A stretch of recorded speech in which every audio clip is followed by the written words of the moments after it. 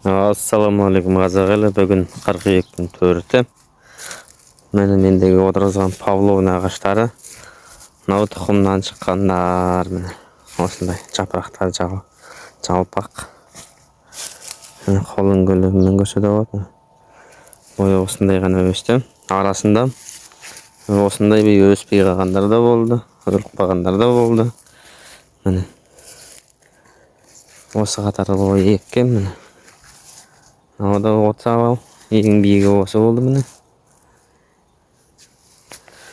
Онеге мына жерде бұл да аласа болып тұр.